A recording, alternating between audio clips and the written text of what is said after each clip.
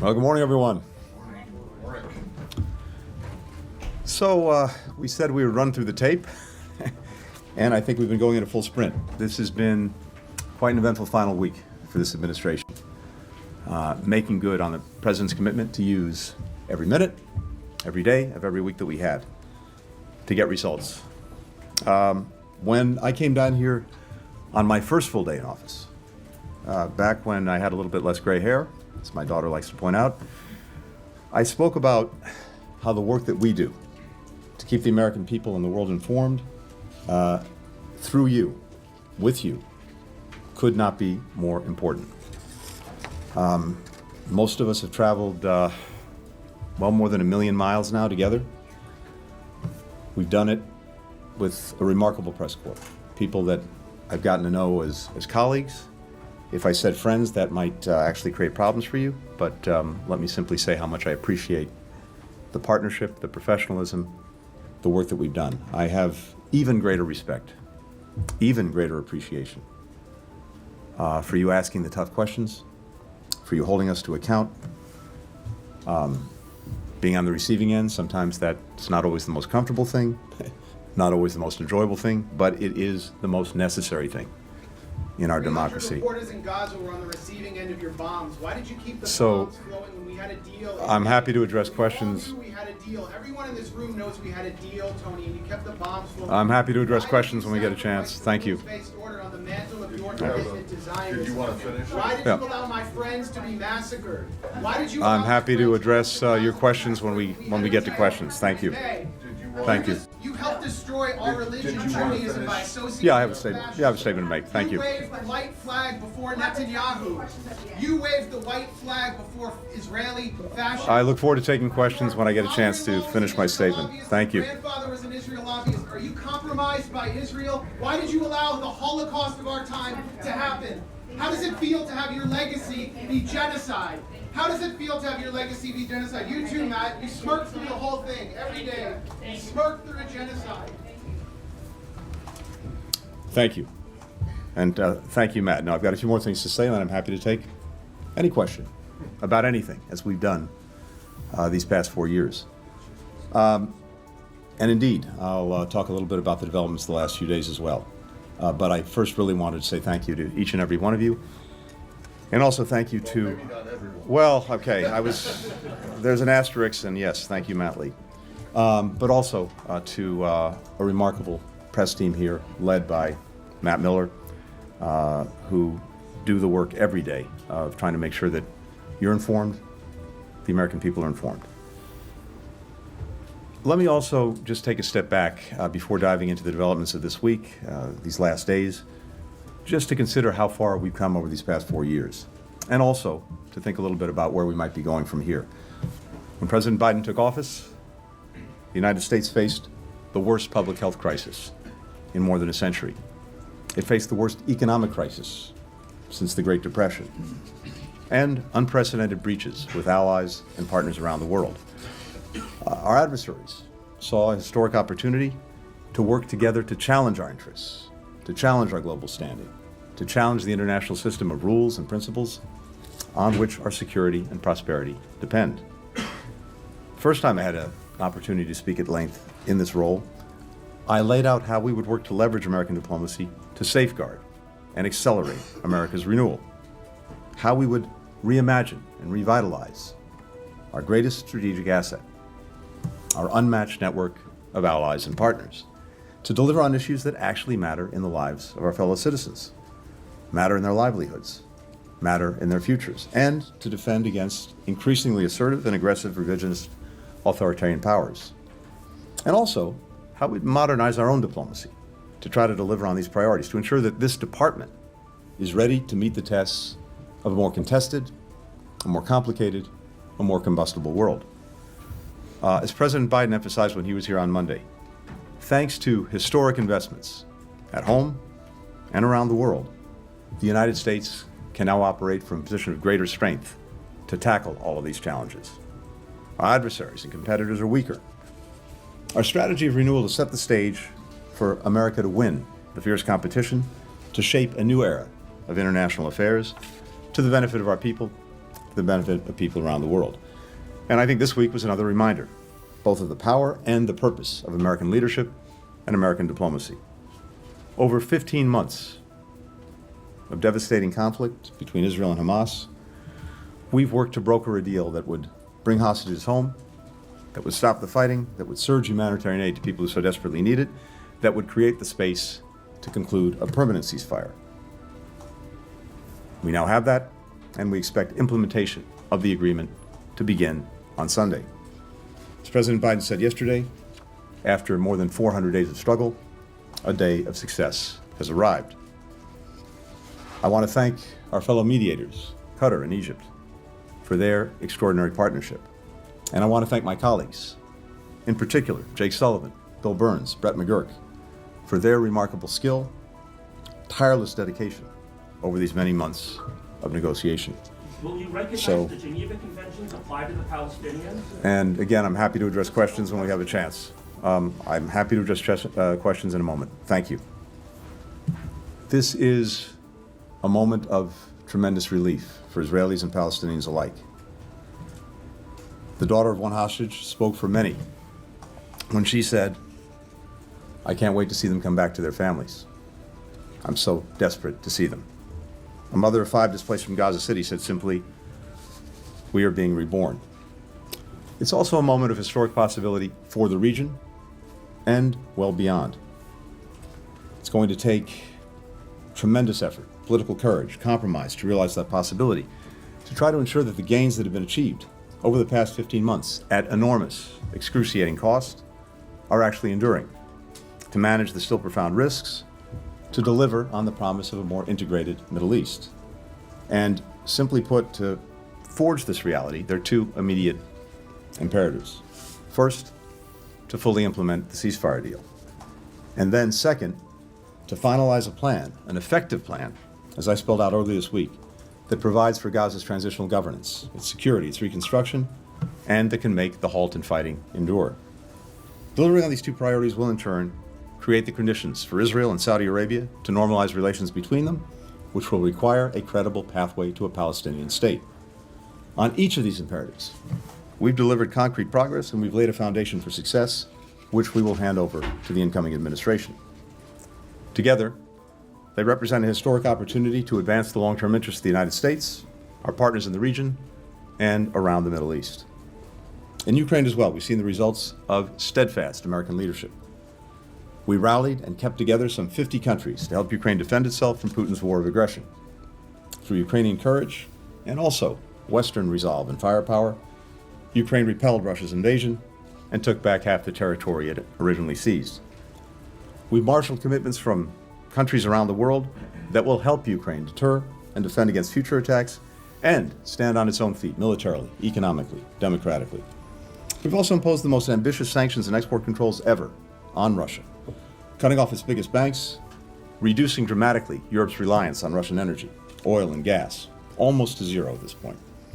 As a result of some of our latest sanctions, Russian oil tankers are piling up along the Chinese coast, unable to offload. Ukraine will continue to stand as an independent, democratic nation anchored in the West with the freedom to choose its own future. If we sustain our support for Ukraine, if we continue to exacerbate Putin's growing manpower and economic dilemmas, we can continue to help Ukrainians gain leverage to negotiate a just and secure peace. Now, I got back from what was my 21st trip to the Indo-Pacific in this job just a short while ago, a region where the United States is now competing from a position of strength. We brought our regional allies together, our partners together, around a shared vision for a free and open Indo-Pacific, where goods and ideas and people flow freely, where rules are applied fairly and transparently, where countries are free to choose both their own path and their own partners. We enhanced bilateral relationships with our core treaty allies, with Japan, South Korea, Australia, the Philippines. We forged a new era of trilateral cooperation with Japan and Korea, with Japan and the Philippines as well. We re-energized the Quad with Japan, India, Australia, strengthened our relationships with ASEAN, the Pacific Island countries, elevated partnerships with Vietnam and Indonesia. As the DPRK and the PRC continue to fuel Putin's war of aggression against Ukraine, underscoring how European and Asian security are indivisible, we've also built enduring bridges between our Pacific and Atlantic allies and partners. Australia, Japan, and South Korea have provided important support to Ukraine. In 2021, European allies were on the verge of signing a massive trade agreement with China. Now they're coordinating with us on everything from investment screening mechanisms to supply chain resilience to pushing back on China's overcapacity and unfair trade practices. At the same time, we've managed our competition with China responsibly so it doesn't veer into conflict, while also cooperating on challenges where the world expects great powers to lead and where it's clearly in the interest of the American people, from climate change to fentanyl. We've also demonstrated that other countries can rely on the United States to tackle some of our biggest shared challenges and deliver on some of on their own national aspirations, preventing disease outbreaks, enhancing food security, accelerating the clean energy transition, bringing together a global coalition of more than 160 countries to address the synthetic opioid crisis. As we celebrate the return of hostages in Gaza, including Americans, as we look to relief for the people of Gaza, I'm also thinking of all those U.S. citizens who are held wrongfully, who are hostage in countries around the world. I carried with me. Miller says he doesn't know about the Hannibal Directive. You can leave, sir. Again, I'm happy to address questions in a few more minutes. I look forward to answering questions in a few more minutes. Thank you. Thank you. Thank you. Lots of speeches. Thank you. Let him answer some questions. I look forward to answering questions. Thank you. Instead of making another speech every day. Sir, would you like to be escorted out? Go away. You don't have the responsibility to tell me where to go. Do you want to be escorted out or not? I want to Thank you. answer questions. I look forward to answering questions in a minute. I'm a Thank you. journalist. I'm not a potted plant. Everyone will have an opportunity to ask a question in just a minute. Thank you. Miller So- has explicitly told me he will not answer my questions. I'm justified So- in what I'm doing. I have no greater pleasure in this job than crossing off a list I carry in my pocket, the names of those who had been arbitrarily detained and unfairly held hostage, unjustly held hostage, and bringing them home, returning them to their families, returning them to their loved ones. Finally, I just wanted to share this morning. Get your hands off me. Get your hands off me. Get your hands off me. Answer a damn question. I look forward to answering questions in a few Hannibal minutes. Directive, you know about Israel's nuclear weapons. Everybody from the ICJ. I was sitting here quietly, and now I'm being manhandled by 2 or 3 people. You pontificate about a free press. You pontificate about a free press. You are hurting me. You are hurting me. You are hurting me. I am asking questions after being told by Matt Miller that he will not answer my questions until I'm asked. Please, sir, respect the process. We'll have an opportunity to take questions in a few minutes. Wasn't the point of the May 31st statement to block the ICJ orders? You blocked the ICJ orders. Please, sir, respect the process. Thank you. Oh, respect the process. Respect this process while everybody from Amnesty International. From Amnesty International to the ICJ saying that Israel's doing genocide and extermination, and you're telling me to respect the process. Criminal, why aren't you in The Hague? Why aren't you in The Hague? Why aren't you in The Hague?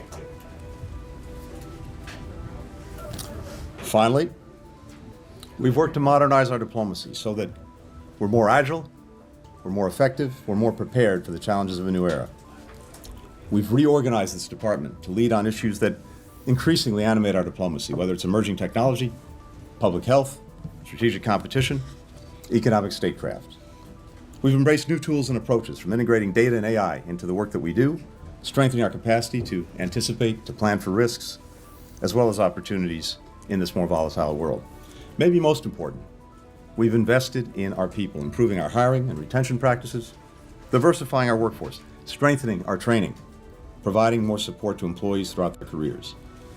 We've hired the largest foreign service officer class in more than a decade, and we've grown our civil service corps at the fastest rate in more than 20 years. It was gratifying to me, and I think to everyone in this department, that among the first and last stops President Biden made in his tenure was right here at the State Department. I think that is powerful evidence of the trust that he placed in us to carry out this country's foreign policy.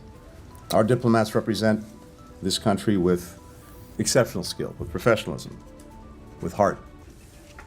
They often do so at great personal sacrifice, little fanfare, in some of the world's most challenging environments. It has been, simply put, the greatest of honors to be able to work shoulder to shoulder with them. These past 4 years, there have also been moments of disappointment, of hardship, of heartbreak. But I leave this job knowing that we spent every day thinking about and working toward what we believe is best for our people, the citizens we have the immense privilege of representing. And I'm confident we leave office with our country and with this department in a much stronger position than we found it. And now, with that, one last time, I look forward to taking some questions. Mr. Miller.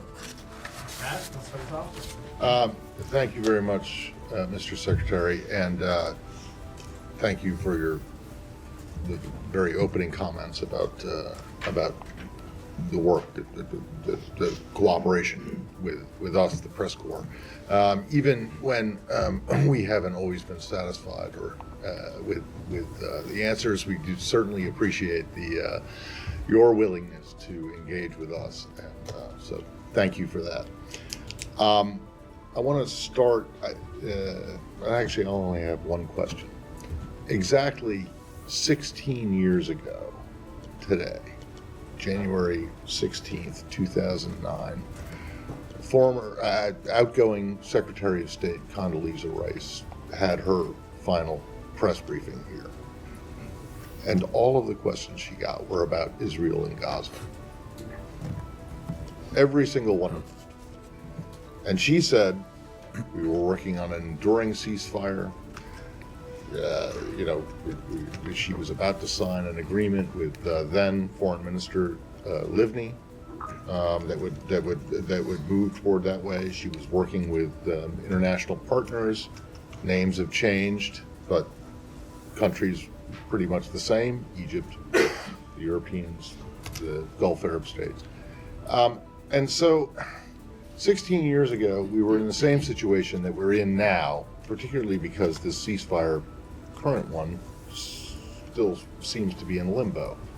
I'm wondering if you can point to any progress that has been made over the course of the Bush administration, the Obama administration. Has there been anything that has changed or given you hope? Because we're basically back in the same position we were 16 years ago. Yeah. Thank you, Matt. This is a long story. It's an enduring story. It's a story that is not likely to end anytime soon. And if you go back over the course of many administrations, not only Secretary Rice, but so many of our predecessors, and so many of her successors, and now me, this is a story that we've been engaged in, one way or another. And I think each of us has probably brought the conviction to it that we could and should do everything possible to try to get to and write a better conclusion, a good conclusion for the story. And so many of us, for many years, have labored to do just that. I think one of the lessons that we have to take away is that as resourceful and as powerful as we are, at the end of the day, we can't make decisions for others. They have to make them. They have to make hard choices. They have to take chances. We can do everything possible to push, to prod, to encourage, to support, but ultimately the decision lies with those most directly concerned. That's one thing.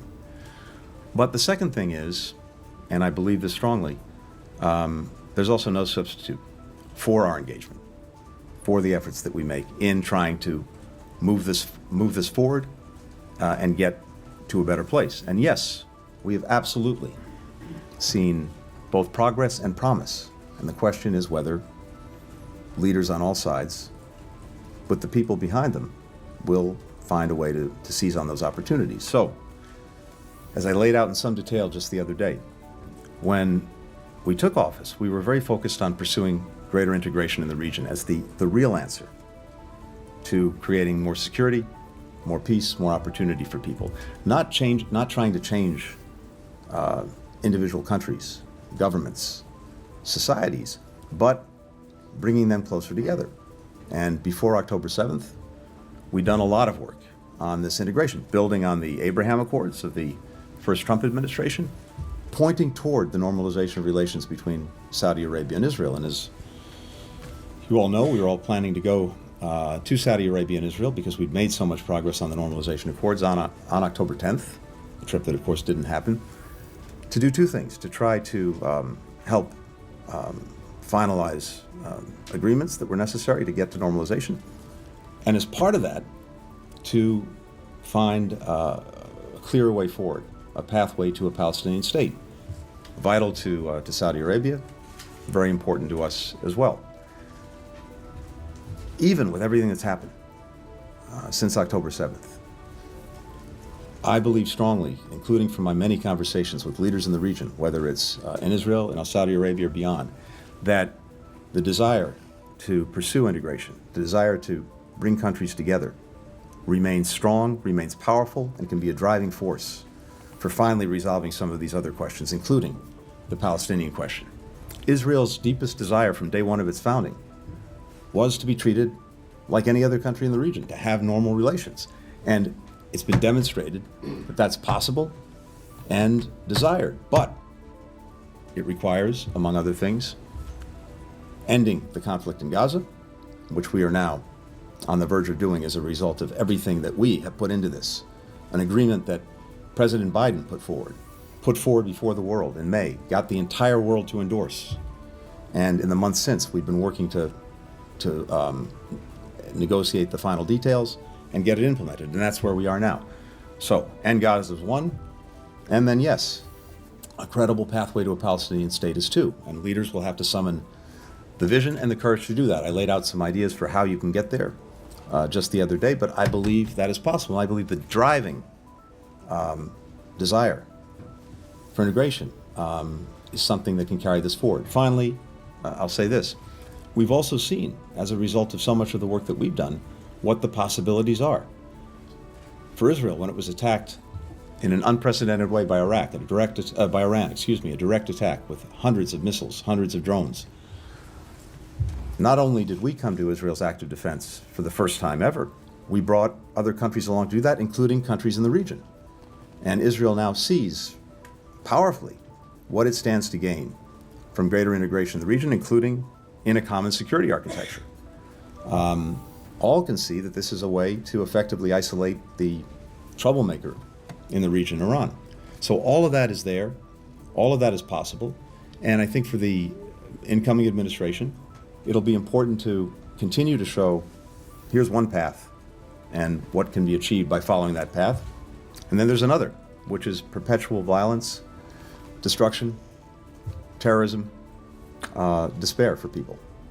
That's the choice. I think we've now put in place and done the work that handing it off can be used to build a strong foundation and move down that much more positive path.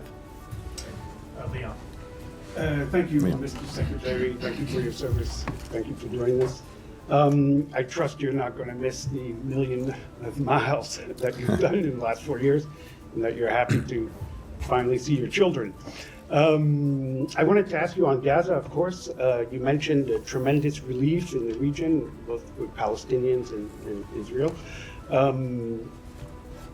There seems to be uncertainty for the ceasefire, and it was announced yesterday, and it's supposed to be implemented on Sunday. That's 4 days, quite a long time. Israel has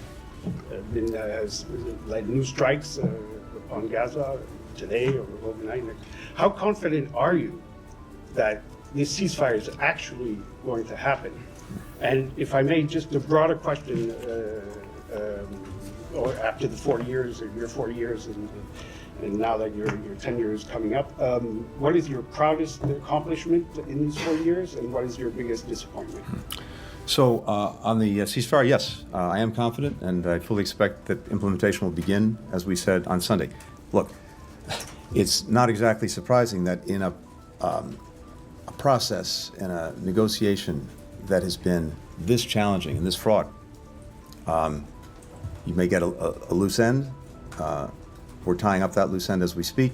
I've been on the phone in one way or another all morning with Brett McGurk, with our Qatari friends, and I'm very confident that this is moving forward, and we'll see the start of implementation of the agreement on Sunday. In terms of my own tenure and what I take from it, and I think there'll be plenty of opportunity to reflect on that in the weeks and months ahead. Look, in terms of satisfaction, as I said at the outset, we came in knowing that we had to reset the foundation for American diplomacy and American foreign policy. And resetting that foundation meant, as I've said, re-engaging, rejuvenating, reimagining these alliances and partnerships. It's the greatest strength that we bring to virtually every issue we have to tackle around the world. These voluntary partnerships and alliances that have stood us in such good stead over so many years, and I think are vital to effectively operating in this more complicated, this more contested, this more combustible world. And that's exactly what we did. But the point is not doing that for the sake of doing it. The point is doing it for the sake of more effectively dealing with the world we're operating in, and I think we've demonstrated that. When Ukraine was attacked by Russia, because of the investments that we'd made in our partnerships and our alliances, we were able to bring together 50 countries, keep them together, and marshal their focus and their resources on helping to defend Ukraine. And we've done that very successfully. And we've done that in a way where many other countries picked up the burden. When it comes to maybe the biggest systemic challenge that we face in the international system, and that is China and the capacity that it has, uniquely, whether it's militarily, whether it's economically, whether it's diplomatically, to reshape the international order, what we've been able to do through these stronger alliances and partnerships is to focus other countries in ways that we haven't seen before on how to deal effectively with the challenges posed by China. We have much greater convergence between us and partners in Europe, between us and partners in Asia, among all of us, in confronting these challenges. And I listed a few areas in which we're working much more closely together. And as I said before, when you bring just the United States to the table, well, we have a lot of weight, but when it comes to economic issues, for example, where China's engaged in unfair practices, where it's engaged in overcapacity to try to drown our industries, our communities, our workers with their products, well, when we're taking that on and we're doing it alone, we're 20% of world GDP.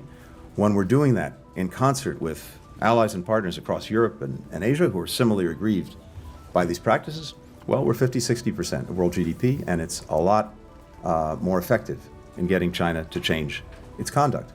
So those are just two ways in which we've used this investment in our allies and partners to get real results, to tackle real problems, to meet real challenges. And again, through so many of the issues that are affecting the lives of our people, we brought countries together in a way that's going to have a material impact on making things better. I mentioned earlier the coalition we built on synthetic opioids, on fentanyl.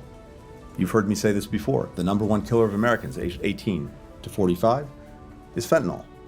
And it's by definition a problem that has to be tackled cooperatively with other countries, because the ingredients that go into making it may be made halfway around the world. They come close to our borders, they get synthesized into fentanyl, they come into the United States, they kill people. So the fact that we brought all of these countries together, now working in close concert to deal with this problem, that's going to have a material benefit on the lives of the American people. In these ways and so many more, what I take satisfaction is that we now can approach each of these problems from a position of much greater strength, much greater effectiveness. Disappointments? Yeah, of course. There are always many. There's always the things that you didn't get done. There's always the coulda, woulda, shoulda that you ask yourself. But I think it's also important to take a minute and take stock of what we actually have done, what the men and women of this department have achieved. Would I have wished, do I wish we could have gotten the ceasefire agreement months ago? Of course. The suffering since, the lives lost since? Sure. Could have been avoided if we'd gotten this over the line sooner. But in something as complex, as complicated, where different events have intervened and the work that we had done, the progress we were making toward bringing it to conclusion was delayed or derailed, as the president again said yesterday, almost every time you're trying to deal with something this hard, And as George Mitchell put it so well in the context of Northern Ireland peace, you're going to have many, many days of setback and struggle before you get to that final day of success. But every one of those days of setback and struggle is necessary to get you to the day of success. Thank you for your service, and thank you for taking our questions over the last 4 years. Since the Gaza war erupted, there's been a flood of reports supporting videos and evidence of potential IHL violations by Israel, and yet your department has refrained from making a definitive assessment. There's a sense out there that you gave Israel a pass on this issue and that that's part of the administration's legacy. Is there any chance you will deliver a definitive assessment on this in your final days? And if I may, on another region, we're reporting that the U.S. will impose sanctions on Sudan's Burhan today. Could you confirm whether the administration will take that step, and why do this now, and why wait till now? Okay. Thank you. We and I take very seriously the work that we do, and we have a responsibility to do to assess in any place whether violations of international humanitarian law are occurring, war crimes, other abuses of international law, international norms, international practice. And that's what we continue to do every day, whether it's in Middle East, Gaza, or in many other places around the world. And I'll come to that because your question about Sudan goes there as well. In Gaza, we faced a uniquely challenging situation in trying to make final determinations. Because uniquely in Gaza, besides having a population that's been trapped there, that has nowhere else to go, you have an enemy that embeds itself in and among civilians. Houses, hospitals, mosques, schools, and getting a clear picture and a clear understanding of whether any one incident in that context constitutes a violation of international law in one way or another is an incredibly complicated thing to do, especially to do in real time. So we continue to gather the information, we continue to assess it. If we have any conclusions that we can draw in the time that remains, we will. I'd also point out that in Israel itself, there are hundreds of cases that are being investigated. They have a process, they have procedures, they have rule of law, and we also look to them to carry out that process, to carry out the rule of law themselves. That's the hallmark of any democracy. We have reported in a number of ways on what we've seen, including in the NSM report. We've taken actions in a variety of ways in a variety of places, particularly, for example, in the West Bank, where we've seen abuses committed by extremist settlers against Palestinians, and for the first time, taken action against them. And I believe and trust that this process will continue, and as we are able to reach results, we will. When it comes to Sudan, you know the actions we took in the direction of the RSF just a few days ago. The SAF has also committed war crimes, and it continues to target civilians. It's obstructed the advancement of peace process. It's refused to participate on numerous occasions in ceasefire talks that we've sought to convene. And together with the RSF, it's caused what is the world's worst humanitarian crisis that people are suffering through every day. And we believe strongly, as we said, there's no military solution to this conflict. So we have to see two things. We have to see the effective provision of humanitarian assistance to people who need it. We've been working very hard on that. We've seen some progress, but not nearly enough. And we have to see the end of the firing, the end of this conflict. And there we've seen virtually no progress. So in this situation, we're able much more clearly to account for actions that are taken.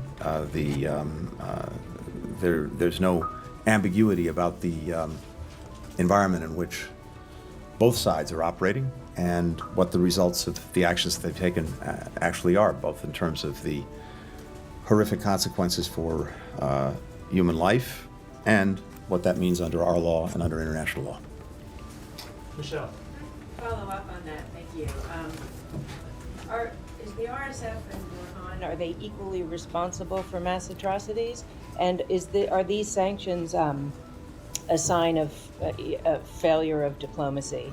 And then real quickly on the Middle East, how would you describe your dealings these past 15 months with Netanyahu?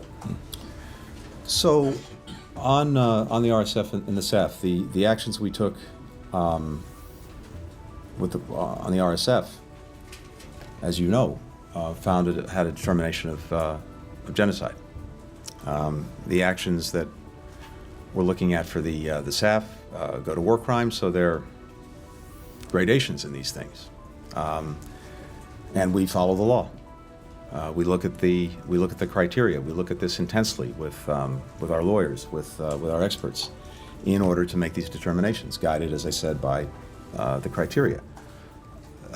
The end result is, one way or another, people are suffering grievously in Sudan. It is, again, the worst humanitarian crisis in the world, and we have been deeply engaged with our diplomacy to try to bring it to an end. We haven't to date. But as I've said, part of our challenge in any of these situations is to keep working through it, to keep pushing, to keep pressing, to get to that one day of success. It is, for me, yes, another real regret that when it comes to Sudan, we haven't been able on our watch to get to that day of success. As I said, some improvements in getting humanitarian assistance in through our diplomacy, but not an end to the conflict, not an end to the abuses, not an end to the suffering of people. We'll keep working it for the next 3 days, and I hope the next administration will take that on as well.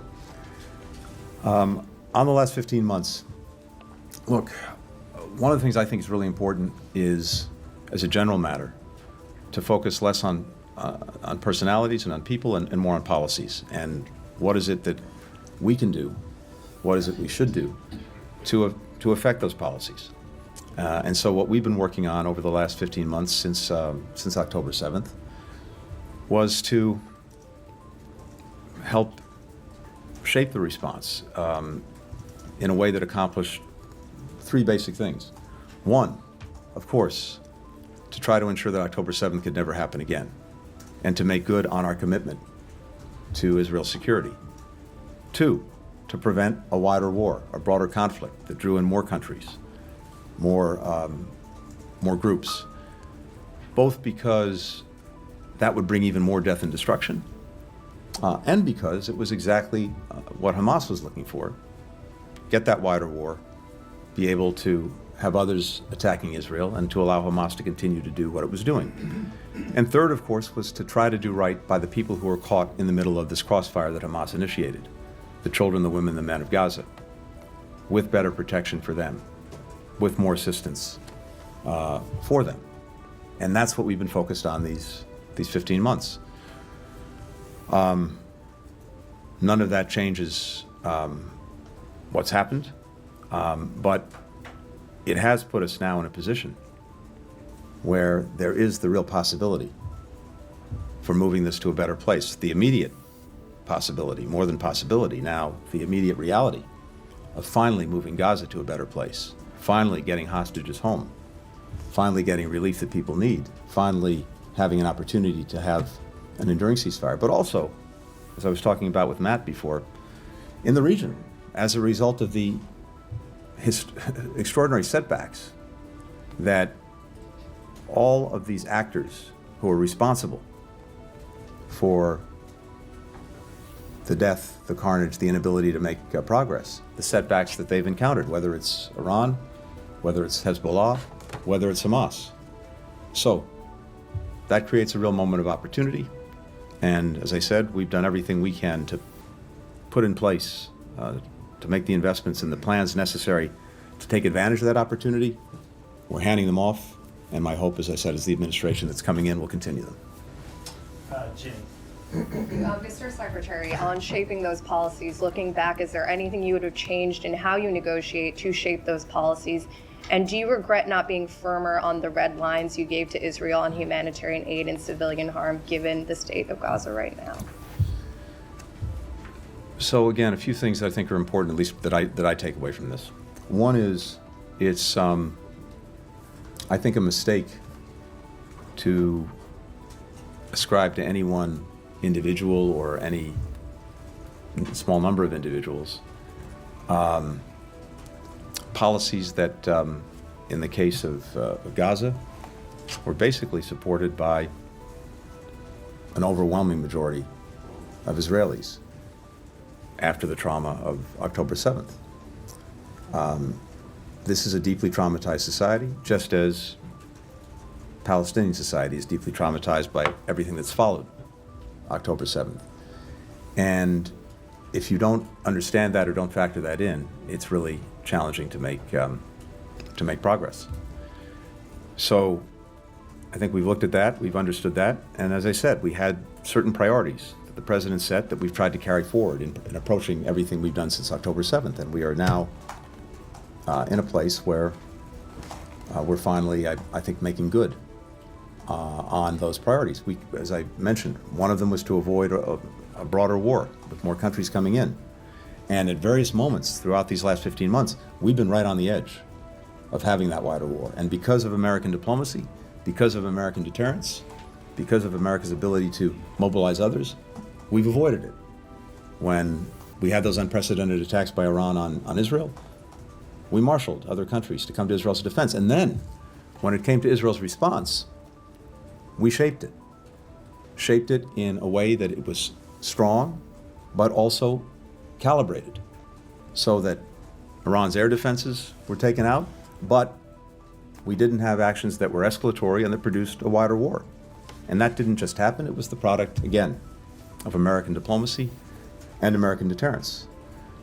Throughout the 15 months on the humanitarian situation, when, and again, in an environment that is unique, which doesn't obviate Israel's responsibilities, doesn't excuse things that haven't been done that should have been done, but is important because operating in that unique environment with a population trapped in Gaza and other places where there are conflicts, people can usually go somewhere else. You're a refugee, not a good thing, but better than being trapped in a crossfire. Gaza, almost uniquely, people are trapped, and as I've said many times before, trapped with an enemy that deliberately uses them, hides among them, looks for civilian casualties as not only a necessary cost, but one that actually advances their agenda. And we know this from the leader of Hamas himself, Yahya Sinwar. So that's made things very challenging. But whenever on humanitarian assistance, we've seen things moving from bad to worse, we've engaged strongly and we've gotten results. Whether it was back in April or May, whether it was more recently in September, October. But fundamentally, the only way, given the complicated, incredibly complicated environment, to really get at the needs of the people was through a ceasefire and a hostage deal. And that's why we've been laboring so hard on it. And that's why now, as it's implemented, we're finally going to see the relief that people so desperately need. Let me just add this, and I'm sorry for going on. At various points along the way, in terms of getting that deal,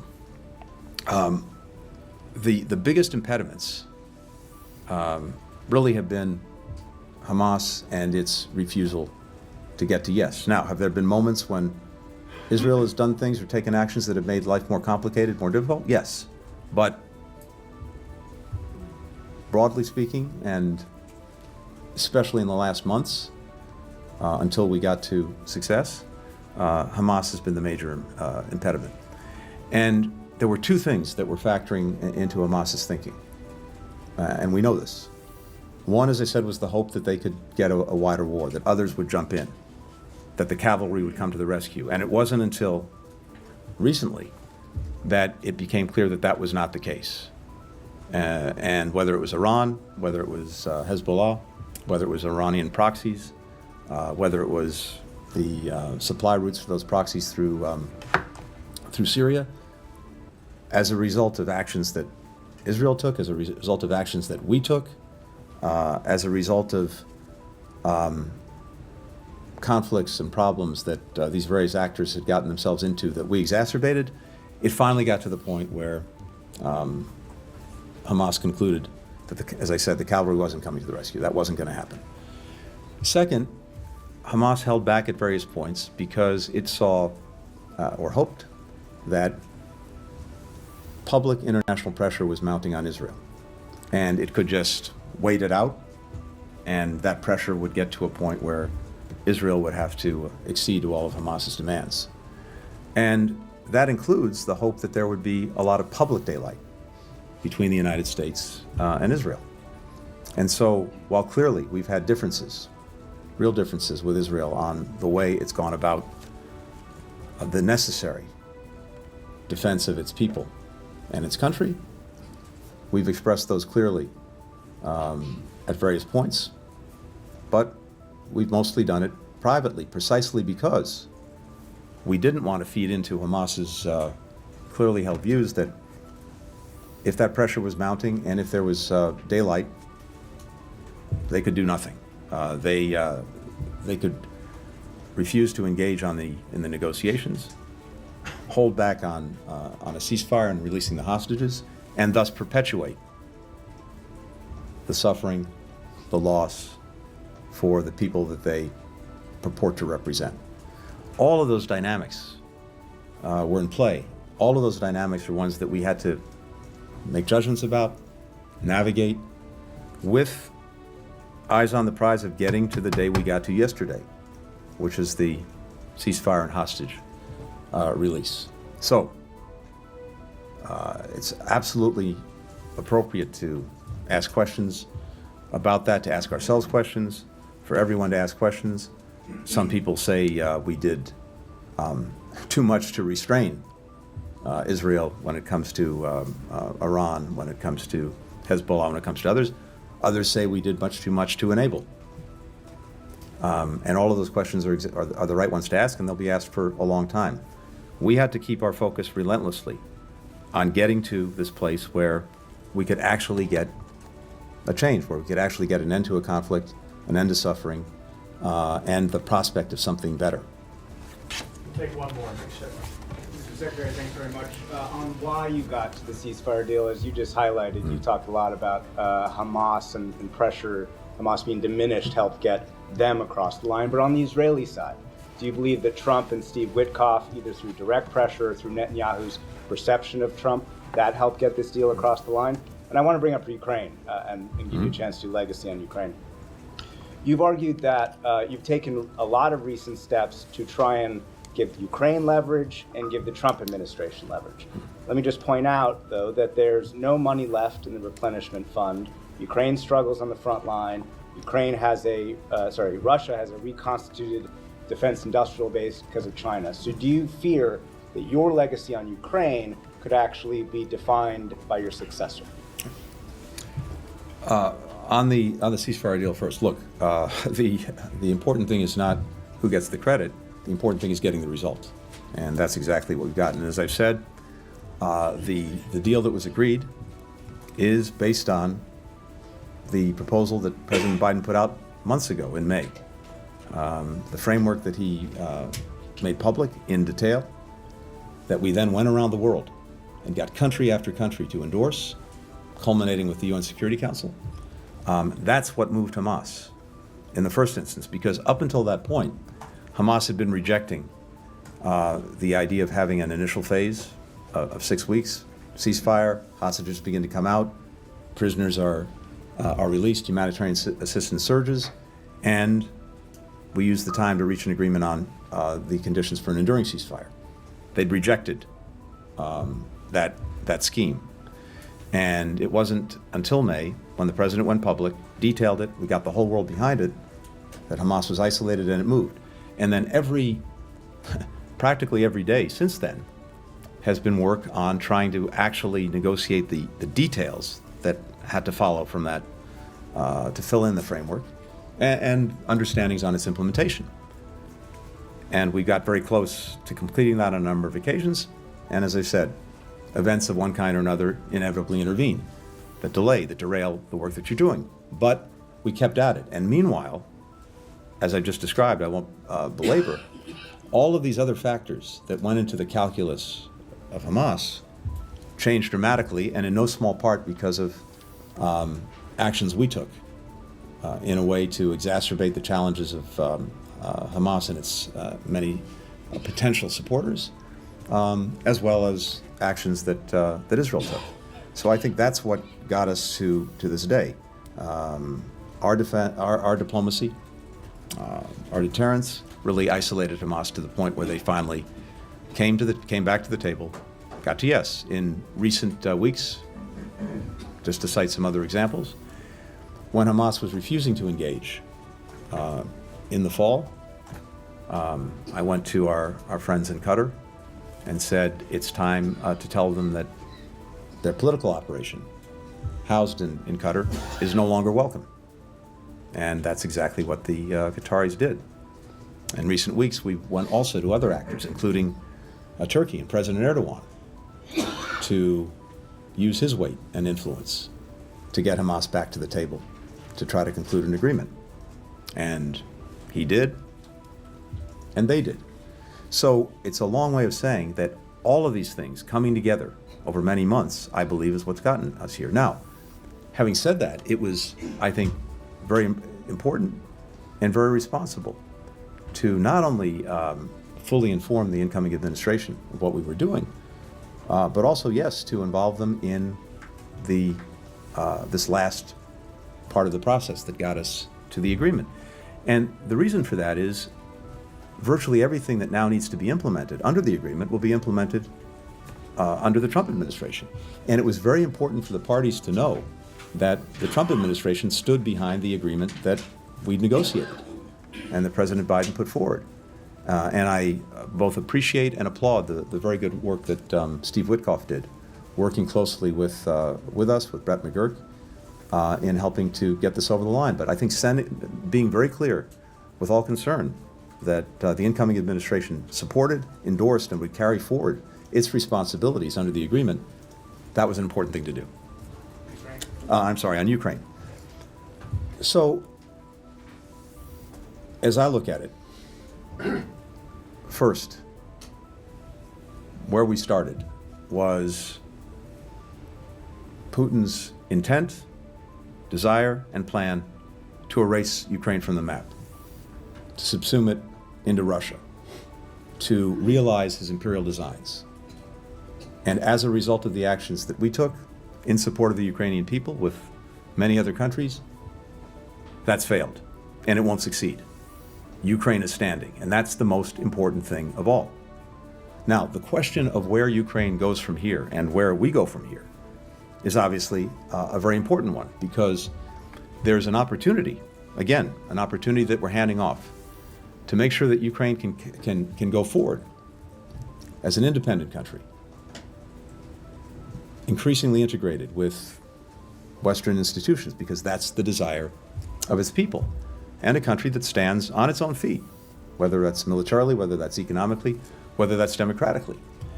And if its people and elected officials so desire to pursue some kind of resolution or ceasefire with Russia. Now, that requires Ukraine to decide that that's what it wants to do. It also requires Russia to agree. And there, what we've been working to do all these past months, right up to the end, is to make sure, that I've said many times, that Ukraine is in a position of strength to be able to make those decisions, whether that's to continue fighting if it's necessary, or to negotiate, but to negotiate from a stronger position.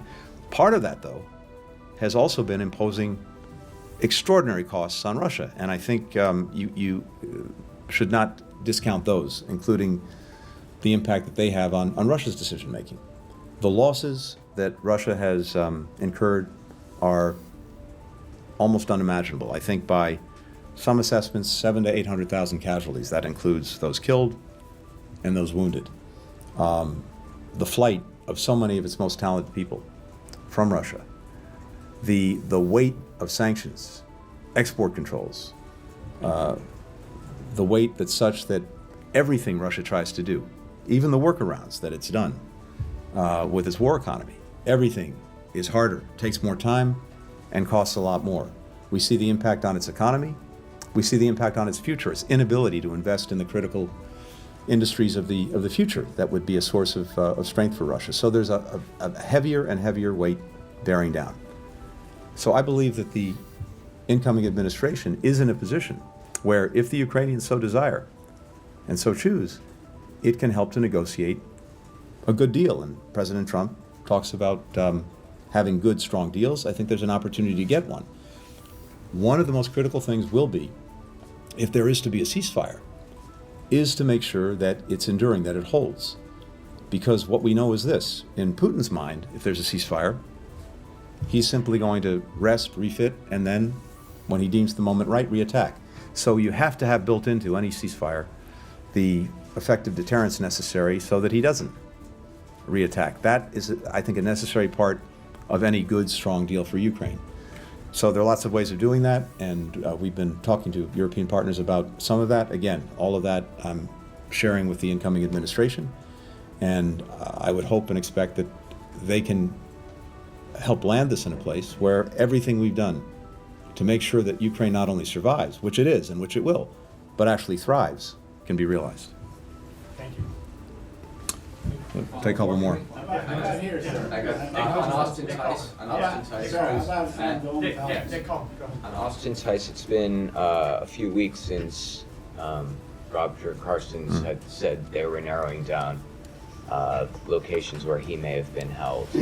I just wanted to see if you had any more fidelity on that. And then separately, yesterday, your successor before the Senate Foreign Relations Committee commented on the Panama Canal. You've been dismissive of the incoming administration's overtures on Greenland, but not as vocal on the Panama Canal.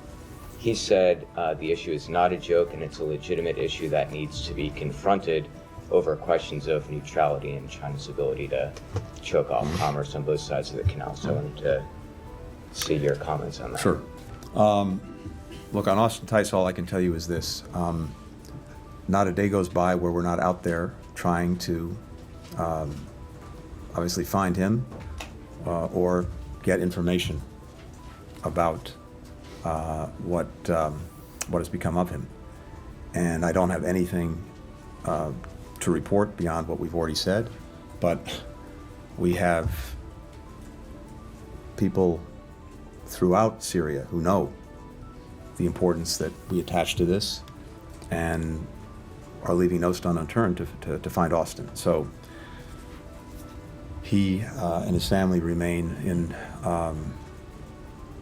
my thoughts, all of our prayers, but mostly we're working in any way that we can to find him. And of course, if we have any further information and hopefully have Austin, we'll share that, or the next administration will share that. Look, on Panama, on the Panama Canal, we have a treaty, we have a settled policy of many years, and that's not going to change. And as I've said before, I think it doesn't warrant spending a lot of time talking about it. Now, when it comes to the resilience of our supply chains, when it comes to making sure that we can get what we need and we don't have risk attendant with it, including from countries with which we have challenged relations, that is important. And that's something that we've worked on pretty much around the world for the last 4 years, building a greater diversity of supply chains, building a greater resilience. Also, trying to make sure that countries that were trying to build up and build out their own infrastructure to improve the lives and livelihoods of their people had a better offer from us, so that they didn't have to turn to others on much more onerous terms. And we've made extraordinary progress on that these last 4 years. So I think that's where the focus should be, and that's where I expect the focus actually will be. Tom. Mr. Secretary, thank you for taking the extra questions. since the ceasefire was announced, authorities in Gaza have reported another 73 people killed. Aren't we seeing an erosion of norms, given the extraordinary numbers? And you've been saying for months that Hamas is degraded militarily. At one point you said, I think, Israel was only making marginal gains when there'd been another very big airstrike with civilians killed. So I just want to put that point to you, that haven't we seen here the degradation of norms, given the kind of extraordinary numbers? And here we are still seeing them after a ceasefire agreement is announced in the run-up to that. So I wanted to get your thoughts on that. And just secondly, on the point about international journalists being banned from Gaza, can you tell us that you are and have been still pressing the Israelis, that it is your expectation that international journalists will be allowed in? Second part first, yes. That remains the expectation, and I think it's, as in any place, very important that all of you and your colleagues are able to report, are able to share with the world what the reality is. So certainly I fully expect that to happen, and especially in the context of a ceasefire, where the idea that just may be too dangerous for anyone to operate is no longer the case. So I fully expect to see that. During the ceasefire, during phase one? I would hope so. I can't speak to what the policies will be, but from my perspective at least, yes. Second, with regard to the ongoing actions, I spoke to this the other day at the Atlantic Council, and yes, I think some months ago, Israel achieved its core strategic objectives in Gaza. The fundamental objective being to ensure that Hamas could not repeat the horrors of October 7th, and to do that, to dismantle its military organization and capacity, and to deal with the leaders who were responsible for October 7th. And that happened some months ago. But in order for there to be a ceasefire, it was necessary that there be some agreement on getting the hostages out, including 7 Americans who remain. And in order to get the ceasefire to be enduring, now that we have an agreement on its first phase, there have to be understandings on what comes after, on a post-conflict plan, one that allows Israel to fully pull out its forces and stay out, one that makes sure that Hamas can't go back in, and one that provides for the necessary governance, security, reconstruction of Gaza. And we've been working every day in parallel on those plans. So now there's an opportunity finally to move forward. But as I said to you the other day, I think Israel's perspective on this has been, if they took pressure off of Hamas, it would make it less likely that Hamas would actually finally conclude this agreement. That's the way they see it, and that's the way they proceeded. We've tried to reinforce every day the urgency of actually getting to an agreement, so that all of this would stop. The firing by both sides would stop. The hostages would come out. The relief would get in. Well, we're finally at that point. I thank you all very, very much. Thank you. Thank you.